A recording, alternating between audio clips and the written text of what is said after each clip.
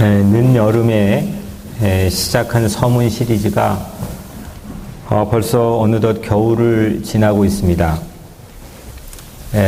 각 책의 맨 앞부분인 서문을 통해서 우리 함께 은혜를 나누고 있는데, 창세기의 창조, 또 출애굽기의 구원, 레위기의 예배, 또 민수기의 순례, 신명기의 설교, 여호수아의 사명, 사사기의 정착, 또 지난주 룻기의 뭐였죠? 동지, 오늘은 잉태입니다. 공교롭게 어떻게 하다 보니까 이게 두 글자가 모든 타이틀이 되었는데, 이게 서문을 통해, 서문의 또 타이틀을 통해서 전체 책에 펼쳐져 있는 하나님의 뜻과 의도를 볼 수 있게 해야 되니까 이게 사실 여간 쉬운 작업은 아닌 것 같습니다. 뭐 아무거나 갖다 붙여놓으면 안 되잖아요. 이게 서문이 이 책 안에서 가지고 있는 의미를 밝혀줘야 하기 때문에, 여러분들이 가지고 있는 망원경이 있으면 그 망원경으로 가지고 있는 성능만큼 여러분들이 앞에 먼 곳이든 가까운 곳이든 여러분들 볼 수가 있습니다.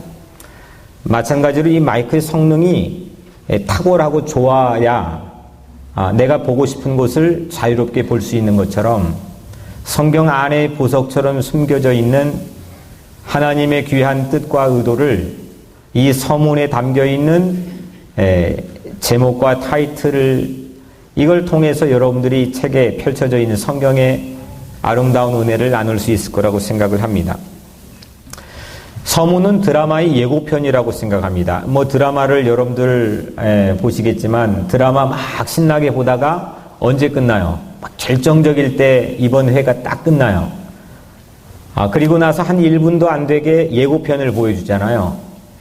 그 예고편은 다음에도 이렇게 재미있는 내용이 흥미진진하게 이어질 거라고 하는 기대감을 갖게 합니다.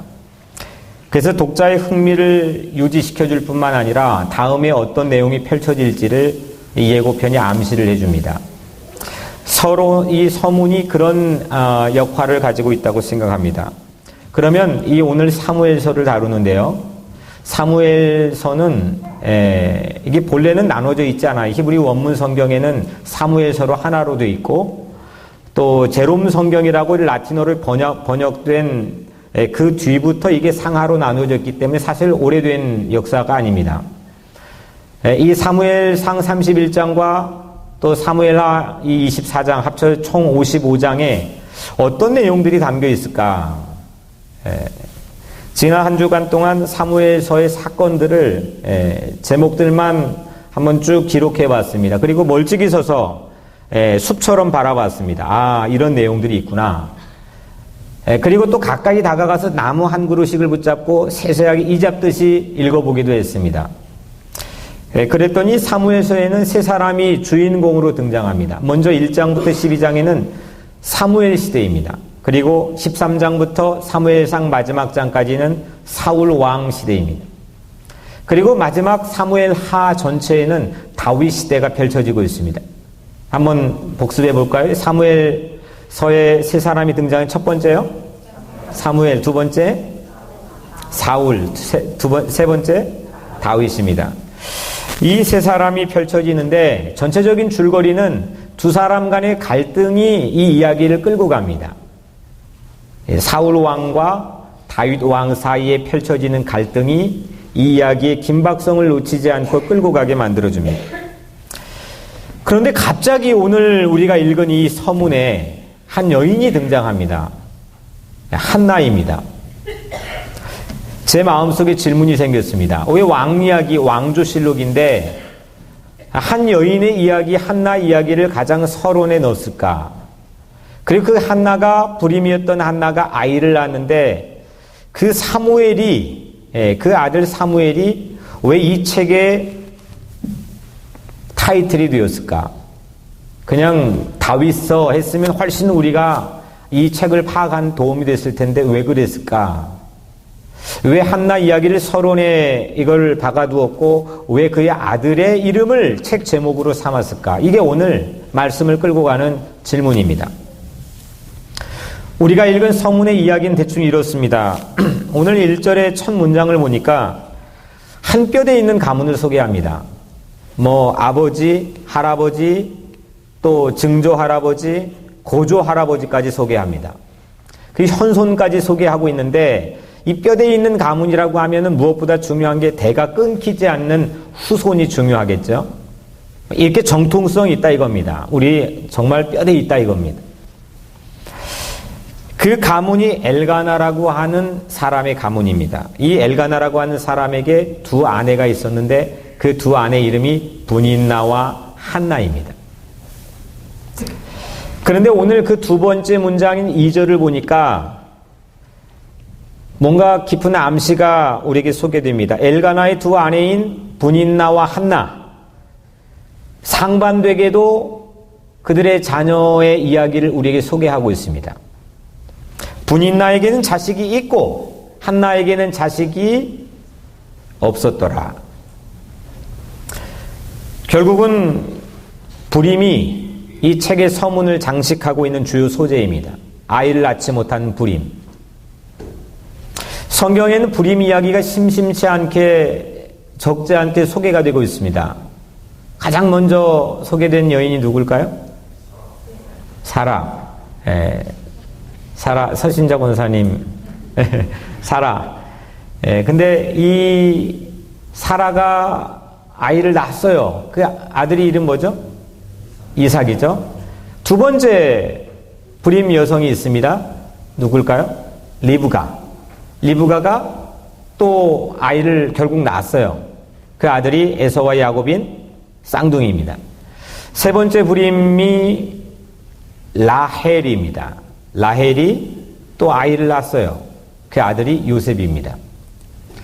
또 있죠? 마누아라고 하는 여성입니다. 마누아가 불임이었는데 아이를 낳았습니다. 그 아들 이름이 삼손입니다. 여하튼 이렇게 성경에 못지않게 사연 많은 불임 여성들이 많이 소개되는데 이들 못지않게 아주 드라마틱한 하나님이 살아계신 이야기를 우리에게 소개해주고 있는 한 불임의 여성을 한나를 오늘 우리에게 성경은 들려주고 있습니다. 이 한나가 속해 있는 엘가나 가문이요, 해마다 연례 행사로 하는 게 있어요. 뭐냐면 집을 떠나가지고 이스라엘 전 국토의 가장 성지로 여겨졌던 실로라고 하는 곳에 가서 성지 순례를 합니다. 거기에서 예배도 드리고 순례도 온 가족 가문이 다 가서 합니다. 이때마다 이 엘가나라고 하는 남편이 또 해마다 똑같이 반복해서 하는 그런 연례 습관이 있었습니다. 뭐냐면 이 두 부부에게, 분인나와 한나에게 예배에서 제사한 음식을 몫을 나눠줬습니다. 그 자녀들에게도 나눠줬습니다. 그런데 한나에게는 이 남편이 언제나 특별히 한 몫씩 더 챙겨줬습니다. 한나에게는 갑절을 주니 이는 그를 사랑함이러라. 이 남편이 두 아내 중에서 한나를 갑절로 훨씬 더 사랑했던 것 같아요. 그래서 그 몫을 더 많이 안겨주었습니다. 근데 이게 화근이 되어서 이 한나의 라이벌인 분인나는 한나를 모질게 조롱을 하기 시작합니다. 아픈 곳을 계속해서 콕콕 찔러댔습니다. 난 생각하기 싫은 사건이고 난 생각하기 싫은 일인데 그 내 주변에 서성이면서 나를 계속 찔벅거리면서 그 아픈 곳을 콕콕 찔러대는 그런 사람이 있을 수 있잖아요. 그 깊은 내 삶의 상처의 트라우마를 잊어버렸다 생각했는데 그 연례 행사 때만 되면은 그거를 다 들추어내어서 나를 조롱하고 나를 멸시하고 어렵게 만들었던 그런 상황이 한나에게 펼쳐졌습니다. 이런 일들이 해마다 되풀이되었습니다. 매 성소의 성지순례를 갈 때마다 한나는 을에 모욕 당할 줄을 알았습니다. 아, 거기 가면 또 그러겠지. 또 그러겠지.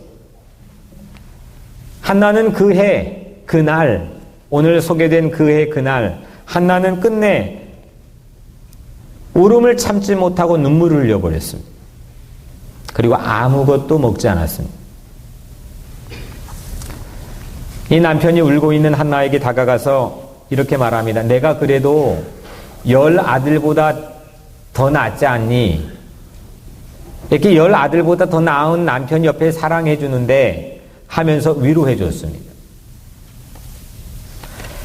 한나는 그래도 마음이 괴로워가지고 성소에 들어가서 그 밤늦게 성소에 들어가서 통곡하면서 울고 또 울면서 기도를 합니다. 이게 오늘 말씀이 우리가 읽은 말씀에 담겨있는 스토리입니다. 이렇게 서문에 담겨있는 한나와 분인나의 갈등, 이게 서문에 박혀있는 이유 가운데 중요한 것 한 가지는 향후 사무엘서의 전반부에 펼쳐질 사울 왕과 다윗 왕의 갈등을 암시해 준다고 깨닫게 되었습니다. 사울 왕이요, 참 이렇게 기도 질투하니까 이렇게 사람이 변할 수 있을까 싶을 정도로 아주 전형적인 질투의 화신으로 성경에 소개되는 대표적인 인물입니다. 사울 왕이 다윗을 아주 지독하게도 시기하고 질투했습니다. 암살도 시도하고 창을 던져가지고 암살을 시도하고 맨 처음에 그 마음이 자기 좀 도와달라고 해서 골리앗도 이겨주고 자기에게 음악도 들려주고 이렇게 고마운 사람이고 좋은 교분을 나눴던 사이인데 이게 질투가 하나 들어오니까요. 처음엔 보이지도 않았던 씨앗이었겠죠. 그 보이지도 않는 마음 하나가 점점 자라니까 그의 삶이 완전히 바뀌어버렸습니다. 그걸 위해서 살고 그 마음이 사울을 끌고 다녔습니다. 암살 시도하고 군대를 몰고 추격하면서 다윗 제거하려고 자기 삶을 바쳐가지고 혈안이 되었습니다. 기세등등하게 그래도 이레베도 이스라엘 초대 1대 왕으로 등극했던 게 엊그제 같은데 사울은 이 질투심 하나 때문에 결국 패가망신하고 자멸하게 된 이야기를 사무엘서가 담고 있습니다. 그런데 이 책의 서문에 나와 있는 비슷한 플롯의 비슷한 구성의 한나, 분인나의 갈등을 오늘 우리는 읽었습니다. 우리 삶에도 이런 일들이 가까이에서 또 지근거리에서 얼마든지 일어나고 있습니다. 다른 소재들은 우리가 특별한 경우나 특별한 시간 타이밍에 찾아야 되는 그런 경우라고 생각한다면 이런 일들은 오늘 여러분이 사는 한 주간의 삶 안에서 얼마든지 일어날 수 있는 그런 소재들입니다. 누군가 아픈 곳을 계속해서 주변을 서성이면서 콕콕 찔러대는 사람이 내 주변에 있을 수 있잖아요. 잊고 싶은 트라우마인데 꺼내고 나도 보기 싫은 트라우마 흔적인데 계속 그걸 들춰내는 남편이나 아내나 아니면 내 부모나 아니면 내 교우나 이웃이나 그런 사람이 내 주변에서 떠나질 않고 있을 수가 있습니다. 가까운 사람에게 받는 고통이 가장 어려운 거예요. 잘못한 게 없이 받는 서름, 그리고 이유 없이 당하는 푸대접, 이걸 가장 가까운 사람에게 당할 때 마음이 저는 참 어려운 일이라고 예상이 되어집니다. 이때 여러분 마음에는 여러분들이 한나의 자리에 있다고 한다면 여러분들 마음에는 무엇이 생깁니까?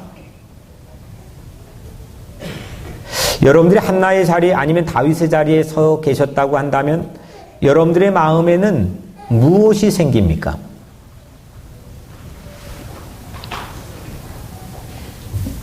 그런데 오늘 한나는 이럴 때 이 분인나 적수를 찾아가서 따지거나 원망하지 않았습니다. 그리고 남편, 자기를 훨씬 더 사랑하는 남편인데 충분히 찾아가서 자구책을 찾을 수도 있고 고자질을 할 수도 있고 여러 가지 방법을 대안을 모색할 수도 있었을 텐데 남편 찾아가지 않았습니다. 이때 한나는 하나님을 찾았습니다. 이게 쉬우신 것 같죠? 이 순간 찰나에 인생의 방향이 바뀌는 거거든요. 그 사람의 캐릭터와 그 사람의 삶의 폼이 바뀌는 거예요.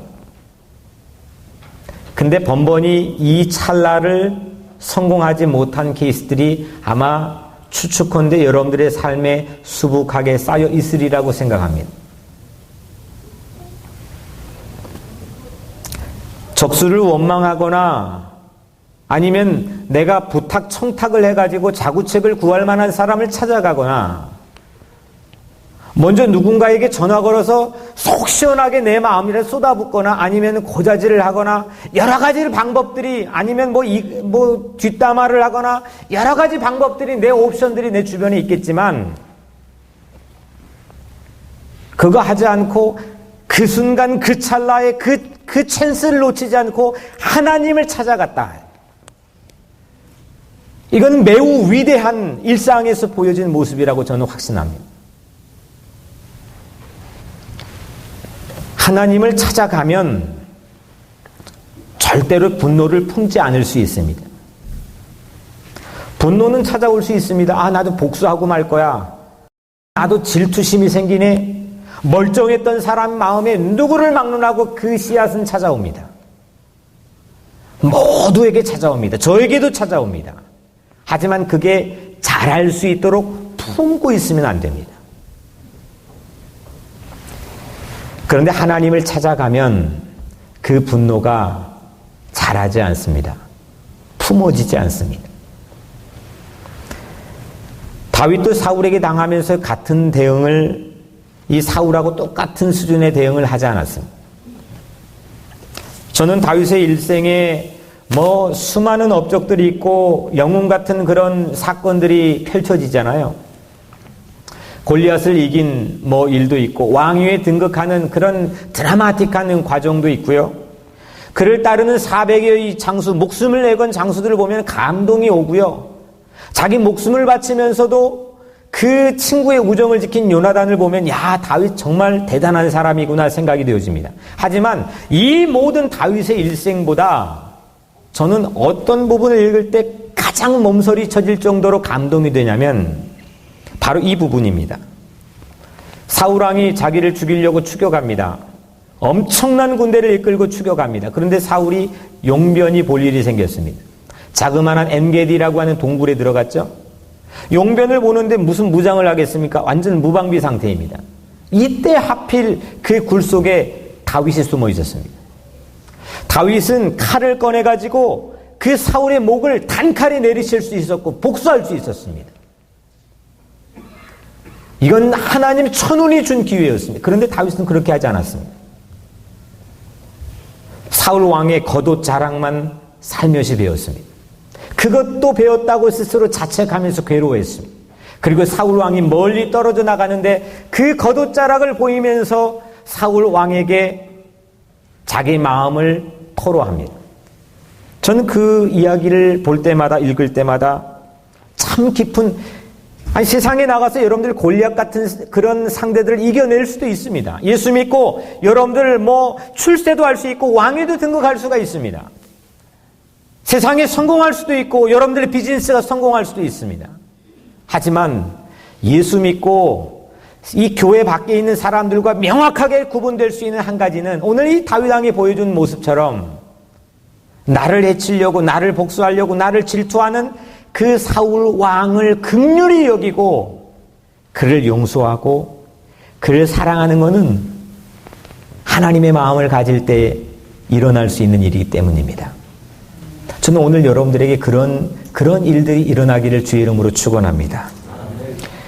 분노를 품지 않을 수 있다고 하는 것, 이건 저는 인생의 가장 큰 능력이라고 생각합니다. 만약에 어렸을 때 어떤 선생님이 나에게 해줬던 분노를 여전히 마음에 끼리고 산다고 하면 그 아주 멀쩡한 성인이 돼서도 그 사람은 이 옆에 있는 대중의 관계를 올바로 맺지를 못할 겁니다. 남들은 다 아는데 나는 나 자신을 모르고 주제 파악을 못하고 살아가는 경우도 허다하다고 생각합니다. 내 어린 시절 부모가 해준 그 서운한 말 한마디가 오랜 기간 동안 나에게 상처가 된다고 한다면, 그걸 품고 그걸 자라게 한다면 그건 아주 불행한 삶이 될 가능성이 많이 있습니다. 그런데 그거를 품지 않을 수 있는 능력이 있다고 한다면 전 그게 세상의 가장 최고의 능력이라고 생각합니다. 그게 예수 그리스도의 십자가의 능력입니다. 한나도 다윗처럼 괴로울 때 하나님을 찾아갔어요. 그리고 하나님을 찾아가서 하나님 마음, 하나님의 하트를 품기 시작했습니다. 우리도 치열한 경쟁 사회에 나가 살다 보면 뭐 직장 생활이 이게 보통 쉬운 일입니까? 직장 상사가 마음대로 자기를 부리는데 뭐 지금 대한항공의 조연아라고 하는 부사장이 말도 되지 않는 일을 뭐 해가지고 국민들의 지탄을 받고 있는데 정말 눈치 보며 살아야 되는 우리 여러분들의 직장 생활, 또 여러분들의 이민 생활이 정말 가슴 저리도록 안쓰러울 때도 참 많이 있습니다. 이런 경쟁 사회에 깊숙이 들어가 살다 보면 이런 억울한 상황에 처할 때가 비일비재하다고 생각합니다. 정말 이게 하고 싶은 말이 여기까지 차오르는데 하지 못하는 그런 상황, 그런 답답하고 억울한 상황들이 우리 삶에는 가득하다고 생각합니다. 내뱉지는 못하지만 마음에는 품을 수 있거든요. 그때 여러분들의 마음에는 무엇을 품고 있습니까? 무엇을 잉태하고 있습니까? 한 가지 저는 확실한 진리는 사람은 품는 대로 잉태한다고 생각합니다. 생각을 품는 대로 그 사람은 무언가 씨앗을 잉태하게 돼 있고 그 잉태한 것을 사람은 출산하면서 세상에 보여주며 살아가는 거라고 생각합니다. 여러분들 영혼에는 무엇을 품고 있습니까? 여러분들 일반적인 대부분의 여러분들이 소요하는 시간 속에는 무엇을 품고 있습니까? 돈을 벌기 위해서 비즈니스를 품고 있습니까? 내가 좋은 대학, 좋은 직장에 들어가기 위해서 학업에 대한 그런 야망을 마음에 품고 있습니까? 다 좋습니다. 자녀 교육에 대한 아주 열성의 부모의 마음을 여러분들 마음에 품고 있습니까? 좋습니다. 여러분들의 영혼엔 무엇가 가장 많은 포션 자리를 차지하면서 품고 있는지 저는 오늘 이 질문을 통해 여러분들이 도전하고 싶습니다. 분인나는 남편 사랑 받지 못해, 사울은 백성 국민 사랑을 받지 못해 질투를 품어가지고 패가망신했습니다. 분인나라고 해서 그리고 이 사울 왕이라고 해서 처음부터 그 가졌던 그 마음이 아주 엄청난 대단한 아주 세상을 아주 혹독하게 만들 수 있는 그런 마음이었겠습니까? 그렇지 않았을 것 같아요. 그런데 이 불임이었던 한나는 마음에 하나님을 품었습니다. 그리고 기도했습니다. 그리고 사무엘을 잉태했습니다. 기적 같은 일이 벌어졌습니다. 사무엘, 오늘 읽지 않았지만 그 1장 20절을 보면 사무엘 이름 뜻이 뭔지 아세요? 야훼께 구함, 하나님께 구함, 기도란 뜻입니다. 이름이 기도란 뜻입니다. 만약 한나가 분인나의 질투가 아니었다고 한다면 그냥 분인나 질투 없이 평안하게 그냥 그렇게 아이를 낳지는 못하지만 평안하게 살 수 있었다면 한나는 아마 열아들보다 훨씬 더 나은 그 남편의 품에 안겨가지고 만족하며 살았을 겁니다. 사무엘 잉태할 생각도 하지 않았고 사무엘 잉태하는 일도 없었을 겁니다. 그렇게 애통하는 마음으로 울고 또 울면서 성소에 들어갈 일도 전혀 없었을 겁니다. 한나는 분인나 때문에 기도하게 되었고 결국 하나님의 마음을 품게 되었습니다. 내가 수준 낮게 저 사람들하고 놀아? 그냥 모른 척 해버리지 하면서 마음속에 품었던 좋지 못한 그런 분노의 마음들. 그런데 이 한나는 그런 거 품지 않았습니다. 하나님을 품었습니다. 저는 짧은 인생 40년 인생 살아왔지만 제 인생에 결정적 영향을 줬던 순간들을 보면 제게 하나님이 주신 가장 큰 실력은 목회하는 실력도 아니고 뭣도 아니고 한 가지 줬다고 한다면 이 마음을 품지 않을 수 있는 실력을 주신 것 같습니다. 이 실력이 정말 중요한 거라고 생각합니다. 결국 이 한나는 분인나 때문에 구약에서 유일하게 성전에 올라가 들어가 무릎 꿇어 기도한 여인이 되었습니다. 구약 전 이 방대한 역사에서 성소에 들어가서 무릎 꿇어 기도한 유일한 여인이 한나가 되었습니다. 분인나 때문에. 하나님께 기도하며 하나님의 마음을 품게 된 한나는 결국 한 시대를 풍미하게 되는, 한 시대를 열어제끼는 사무엘이라고 하는 귀한 아들을 잉태하게 되었습니다. 진짜 부림이 무엇입니까? 진짜 부림이 뭡니까? 분인나와 사울왕처럼 기득권을 가지고 마음대로 세상을 이런 게 진짜 부림 아닙니까? 어떠한 새로운 생명을 살리는 것들도 나오지 못하는 이 땅의 사회 울타리를 그냥 망가뜨리는 그런 부림들이, 진짜 부림들이 얼마나 세상에 많이 있습니까? 이걸 세상에서는 이 갑을 관계에서 요즘 언론에서 갑질한다 이렇게도 말해요. 땅콩항공, 대한항공 해가지고 조현아 부사장 말도 안 되는 일을, 이 시대가 노예 시대도 아니고 제국의 시대도 아닌데도 불구하고 자기 가지고 있는 기득권과 패권을 가지고 얼마든지 마음대로 내 비행기에서 내 마음대로 할 수 있다는 그런 논리가 조현아뿐이겠습니까? 오늘날 이 기득권을 가지고 있는 교회 안에도 팽배해 있고 많은 성직자들 안에도 팽배해 있다고 저는 생각합니다. 반목과 질시만 반복하며 서로 싸우는 남북의 현실, 남이나 북이나 형님이나 아우나 똑같 60년이 넘도록 자기 묵은 감정 하나 해결하려고 하는 의지를 상실한 채 살아가는 그런 남북 현실이 진짜 불임 아닐까요? 어떤 옥동자도 내놓지 못하고 어떤 생명을 살리는 것도 내놓지 못하는 그런 가정, 교회, 사회, 이 땅의 모든 현실이 우리 주변에 펼쳐져 있습니다. 사울도 분인나도 새 것을 잉태해 보려고 하는 애통하는 애달픈 마음을 잃어버렸습니다. 60년대에 보릿고개 넘으며 우리 어머니들 젖이 안 나와가지고 젖동냥하면서 마을을 돌아다니며 먹였던 그 아들들, 하지만 그들은 새 시대 새 사회 새로운 아들을 출생하고 또 출산하고 잉태하려고 하는 그런 애달픈 애통하는 마음이 있었습니다. 그 어머니들은 성소에 들어가 무릎을 꿇고 울면서 기도했습니다. 근데 오늘날 젊은이들 얼마나 편합니까? 모든 것들이 내 마음대로 열심히만 하면 다 될 수 있다는 그런 논리를 가지고 살아갑니다. 그런데 그런 눈물과 애통하는 애달픈 마음을 다 잃어버렸습니다. 이게 진짜 불임 아니겠습니까? 이 시대의 진짜 불임 한복판에 살아가는 우리 크리스찬들은 과연 내 인생에 무엇을 품고 무엇을 잉태할 수 있는지,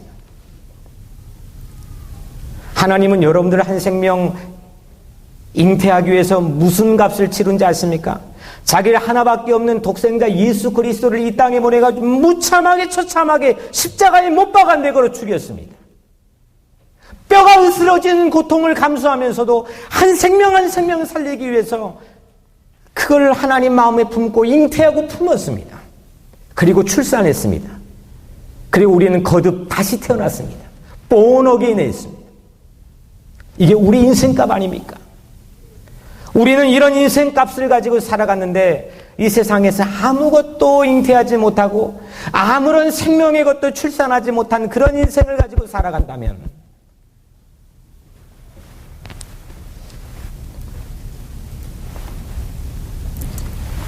무엇이 문제일까요? 왜 진짜 불임의 무엇이 문제일까요? 저는 권력이 그렇게 만들었다고 생각합니다. 무서운 겁니다. 분인나나 사울왕이나 권력이 그렇게 만들었습니다. 기득권이 그래서 무서운 겁니다. 교회는 기득권을 포기해야 됩니다. 전 국민 대비 몇 %? 대통령이 기독교인이 되는 그런 시대? 그는 우리를 위험에 빠뜨리는 유혹입니다. 교회는 늘 가난한 자와 함께하고 가난한 자리로 내려와야 됩니다. 그럴 때 교회는 세상이 무시무시하게 바라보는 파워를 지녔습니다. 하지만 교회가 부해지고, 교회가 기득권을 가지고, 교회가 갑의 행세를 하고, 그러면 세상이 교회를 무서워하지 않습니다. 크리스찬을 무서워하지 않습니다. 예수님처럼 아래로 내려와야 됩니다. 물론 나도 모르게 올라가 있어 그 자리에 있을 때가 있겠죠. 그런 마음이 내 마음에 들어올 때가 있겠죠. 하지만 그때마다 하나님 앞에 엎드려 기도하면서 아래로 내려와야 됩니다. 겸손해져야 됩니다. 한나처럼 새 것을 잉태하려고 하는 그 가난한 마음의 애통이 우리에게 필요합니다. 그 애통하는 마음을 가지고 성소에 들어가 무릎을 꿇고 눈물을 흘리며 기도해야 됩니다. 뉴욕 우리 교회는 이래봬도 아이 잘 낳는 그런 명성을 그냥 스스로 가지고 있습니다. 누가 알아주든 말든. 요즘 시대에 아이 잘 낳지 않는다는 시대에 5명 낳는 가정도 있고, 저도 그래도 4명도 낳았고, 10년 아이 못 낳은 자매도 아이를 낳아서 오늘 인사를 드렸고, 요즘 같은 이 교회 침체기에 뉴욕의 큰 교회를 포함해가지고 10명 늘어나는 교회가 손에 꼽힐 정도입니다. 거의 정체만 돼도 괜찮은 시대입니다. 그런데 이런 시대의 교회가, 이래봬도 우리 교회가 성장해 가고 있습니다. 하지만 이럴 때일수록 저는 우리 교회가 새 것을 잉태하려고 하는 애통을 잃어버린다면, 그 가난한 자리로 내려와서 애통하고 눈물을 흘려 기도하는 마음을 잃어버린다면 우리도 분인나가 될 수가 있습니다. 우리도 사울 왕이 될 수가 있습니다. 하나님이 축복해 주셨다고 하는 그 선물의 은총을 가지고 우리도 얼마든지 분인나가 될 수 있고, 얼마든지 사울의 횡포를 가지고 살 수가 있습니다. 예수님 말씀했죠. 애통하는 자는 복이 있나니 저희가 위로를 받을 것이며, 서름의 자리에서, 푸대접의 자리에서, 고난의 자리에서 분노를 품지 말고 새 생명을 품고 그 생명을 잉태하려고 하는 그 마음을 품고 여러분들 살아가시기를 주의 이름으로 간절히 축원합니다. 뭔가 세상을 변화시킬 수 있는, 새 시대의 문을 열어 제낄 수 있는 그런 새로운 생명을 잉태해 출산해야 되는 거 아니겠습니까? 오늘은 새로 나게 수료생 13명을 출산했고, 다음 주에는 또 세례자들이 줄줄이 출산할 겁니다. 계속해서 우리 마음의 생명의 씨앗을 품고 영혼의 뿌림이 치료되는 그런 여러분들이 각자 주의 이름으로 간절히 축원합니다. 10일 전 금요 찬양 예배 이 자리에서 있었던 일입니다. 뒷자리에 처음 보는, 오늘 이 자리에 왔는데 처음 보는 남자 청년이 와서 앉아 있었습니다. 그 뒤에 제 아내하고 한 자매님이 앉아 있었습니다. 근데 한참 후에 남자 청년이 바깥으로 나가버렸습니다. 이 망설이던 이 자매님이 득달같이 밖에 달려나가서 이름이 뭐냐, 어떻게 오셨냐, 아주 헌신의 힘을 다해서 따뜻하게 환대해줬다고 들어와서 제 아내에게 자랑하더랍니다. 예전 같으면, 종전 같으면 아무 일 관심 없듯이 무심할 그럴 상황이었는데, 마음에 영혼을 향한 사랑을 품게 된 이 자매가 순간 자기도 모르게 자리를 박차고 밖에 나가 그 남자 청년을 따뜻하게 환대해 주었습니다. 그 남자 청년이 우리 홍낙경 사모님의 남동생인 우리 김민규라고 하는 청년인데, 그 청년이 1년 동안을 큰 교회에서 다니면서 그 교회가 열심히 해보려고 했지만 냉기가 흘렀답니다. 그런데 그때 그 순간 자기 마음에 울컥하게 하는 감동의 따뜻함이 자기 삶에 있었다고 고백했답니다. 무엇을 품냐는 것은 아주 거대한 프로젝트와 거대한 어떤 비전을 가지고 우리가 확인할 수 있고 검증할 수 있는 게 아닙니다. 아주 작은 겁니다. 분노를 품은 사람, 그 대한항공의 내비행기라고 그 땅콩 그 작은 일상 아닙니까? 거기에서 확 하고 나와버렸습니다. 하지만 전도 폭발을 통해서 영혼 사랑, 그 영혼 새로운 생명을 잉태하겠다고 하는 그 새로운 마음을 가지고 산 그 자매 마음에는 그 작은 일상, 그냥 뒷자리에 앉아 있다가 남자 청년이 나가니까 그냥 득달같이 달려나가서 그냥 환대해준 아주 작은 일상이지 않습니까? 하지만 그 작은 일상에 포함되어 있는 내가 품고 있는 그의 마음이 무언가 새로운 생명으로 출산되었을 때 여러분들 가지고 있는 가정, 그리고 여러분들이 살고 있는 세상이 변화되는 거 아니겠습니까? 너무 큰 것만 바라보지 마세요. 뭐 큰 빌딩만 있는 뉴욕에 살다 보니까 우리는 아주 엄청난 크고 화려한 것들만 바라보고 살아가는데 뭐 다 놓치고 살고 있지 않습니까? 하나도 행복하지 못하고 많은 사람들이 영혼이 굶주려 살고 있습니다. 여러분들 일상에서 무엇을 품고 있습니까?